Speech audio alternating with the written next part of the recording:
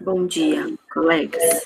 Nós enviamos para vocês, está aí na pauta eletrônica, a planilha final que a gente tem para este período. Qual é o período? Então, de agora até o próximo momento em que a gente puder fazer alterações nessas alíneas, que a gente prevê, como vocês sabem, nunca tem um prazo pré-estabelecido, ele é sempre previsto, para março, abril, tá? Então, essa é a distribuição das alíneas que nós temos para este ano e o comecinho do ano que vem, tá?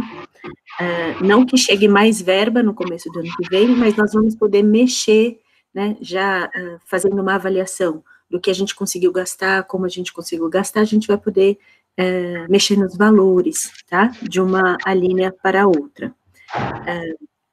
Primeira coisa é que essa planilha que vocês receberam é a planilha já de execução orçamentária e financeira, ou seja, é a planilha com a qual o financeiro trabalha, né?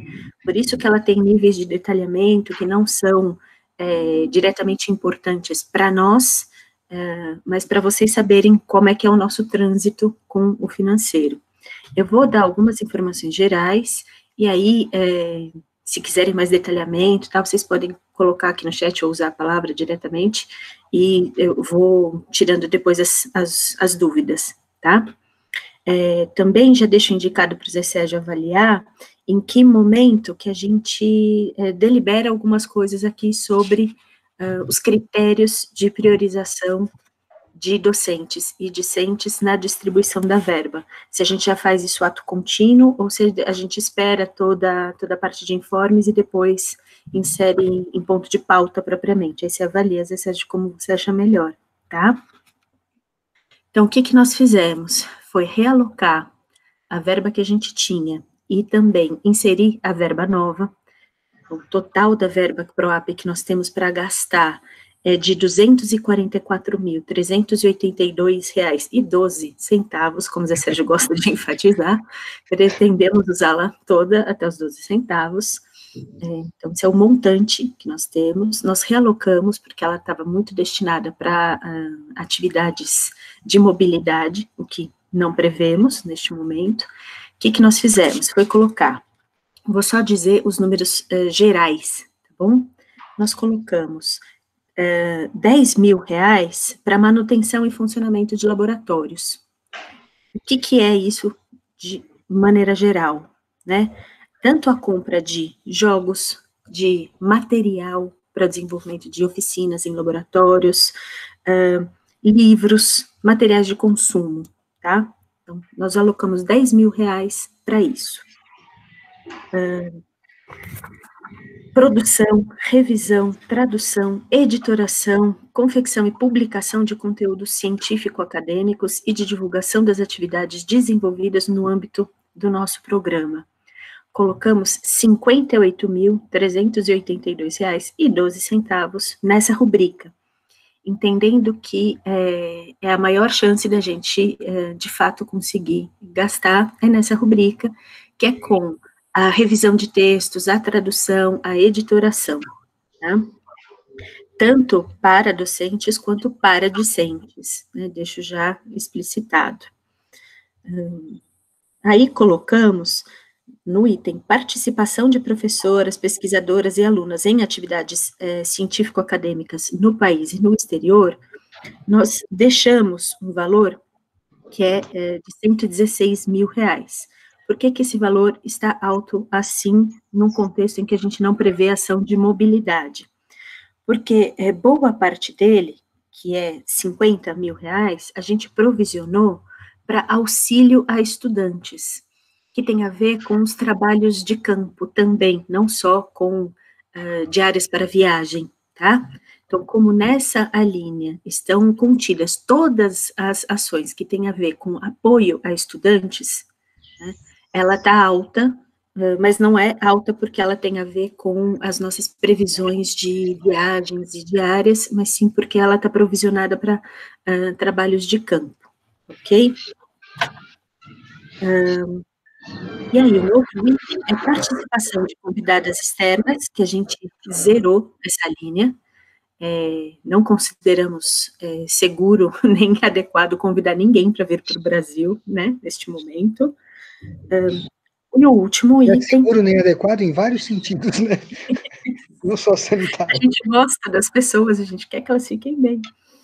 A participação de professores, pesquisadores e alunos em atividades de intercâmbio e parcerias entre PPGS também deixamos zerada essa rubrica, porque ela implica mobilidade, ok? O último item que a gente colocou foi de aquisição e manutenção de tecnologias de informática e da informação, ou seja, né, a aquisição de softwares e programas, e nós utilizamos o levantamento que Ricardo e Luciene produziram com docentes e discentes sobre a intenção de aquisição desses softwares, e aí provisionamos R$30.000 nesse item, tá? Para quem leu a tabela, o item aquisição e manutenção de tecnologias, é o último relacionado à verba PROAP. Todos os itens que seguem em continuidade são relativos ao Programa Nacional de Pós-Doutorandas, tá? Então, é uma outra verba que tem outra destinação, que sai pela CPQ, ela só está na mesma planilha porque ela tem a ver com verba externa. A nossa verba do nosso programa vai aqui até a linha L, aquisição e manutenção de tecnologias. O que nós vamos fazer a partir de agora? Tem uma reunião marcada em que nós vamos produzir os textos das chamadas, uma chamada para docentes, outra chamada para discentes, e nessa chamada nós vamos já inserir um formulário que nós estamos organizando, explicando o que é possível pedir em cada uma dessas alíneas, né, para docentes e para discentes. Vamos abrir um período, né, para receber esses pedidos, e esse período nós não queremos que seja super curto, mas ele não pode ser de um mês, por exemplo, porque a gente tem o encerramento do ano fiscal em 3 de novembro. Então, em 3 de novembro, nós temos que estar com a prestação de contas toda feita. Então, a gente vai trabalhar de trás para frente, né? Então, colocando o marco em 3 de novembro, o período para prestação de contas, o período para execução da despesa, o período para chamada e a análise dos pedidos. Tá? Penso, colegas, que vai ser muito chata essa parte em que a gente vai ter que explicitar quantas páginas, de qual periódico, se já foi aprovado ou não, vai ter uma parte bem chata nesse formulário, porque a gente agora só vai poder realizar o gasto se ele já estiver aprovado, porque ele tem prazo para ser executado. O que eu estou querendo dizer com isso? Se eu tenho a previsão de um artigo, né, que ele foi aprovado agora, mas ele ainda não pode ser revisado, não está no seu formato final, eu não posso executar esse gasto agora. Então, esta chamada vai ter a ver com aquilo que pode ser executado até este mês de outubro, estamos imaginando aí mais ou menos até o meio de outubro, porque daí a gente tem a parte de prestação de contas na sequência e encerramento do ano fiscal. Isso não quer dizer que a gente vai terminar aqui, porque daí a gente já, no final do ano, prepara uma outra chamada para ser apresentada no início de 2021 e começar a ser gasta assim que tiver a abertura da possibilidade de uso do dinheiro em 2021. Esse dinheiro já é nosso. Quando eu falo de abertura do período de uso, tem a ver com a abertura do ano fiscal, a gente poder passar a gastar coisas, né, nosso funcionamento interno aqui da faculdade. Então, este montante aqui, nós estamos prevendo 2 chamadas, uma imediatamente, a outra no comecinho de 2021, com a previsão, com a explicação para docentes e para discentes a respeito de tudo aquilo que pode ser gasto. Também estamos em contato com o pessoal do financeiro, para que fique muito explicitado, que acho que essa é a maior delicadeza, principalmente em relação às discentes, de como é que se faz a comprovação dos gastos. Porque na nossa experiência, muitas vezes o que acontece é que a pessoa não consegue gastar o dinheiro da maneira que ele pode ser gasto, por conta de recibo, comprovações de pagamento e tudo mais. Então, a gente vai deixar tudo mais explicado, para a pessoa já saber como é que ela tem que pedir recibo, o que ela pode provisionar, que tipo de gasto ela pode fazer, se cartão de crédito não pode, toda aquela história que a gente vive com discentes, tá? Então, basicamente isso, uma chamada imediatamente, com um tempo para ser respondida. Nós precisamos, então, definir a aplicação dos critérios para docentes e discentes, nós temos uma proposta para isso, a execução dos gastos aí até outubro, né, até mais ou menos o meio de outubro, para que a prestação de contas possa ser feita na sequência, tá bem? Bianca, então, eu vou, enfim, ver se submeter ao colegiado, mas a minha ideia seria fazer duas coisas aqui. Primeiro, é que a gente já fosse para o esboço desses critérios, né, que você já tem em mente, porque aí a gente já fecha isso. E o segundo, eu não sei se é possível, e se vocês topariam isso, mas um pouco naquela política de difusão das informações, eu queria ver se esse pedaço daqui da gravação poderia ser editado e a gente mandar a tua explicação para docentes e discentes. Bem, vejam, vou fazer um por um, e aí vocês podem colocar inserções aqui no chat sobre qualquer uma delas. Nossa proposta é que, em relação a discentes, o primeiro critério, né, tem a ver, e aí, claro que tem a ver com diferentes alíneas, né, mas, por exemplo, inscrição em congresso, ou inscrição em eventos em geral. Primeiro, para esse item, o primeiro critério é a pessoa ter trabalho aprovado, né? Então, as pessoas que têm trabalho aprovado, né, serem as primeiras a terem seus recursos analisados, né? Suas solicitações, perdão. Segundo critério, né? E aí estamos usando os critérios que temos discutido na Câmara de Equidade. Segundo critério, serem mulheres autodeclaradas, ou negras, ou indígenas, ou pessoas com deficiência, ou trans. Segundo critério, esse de ser mulheres com essas identidades autodeclaradas.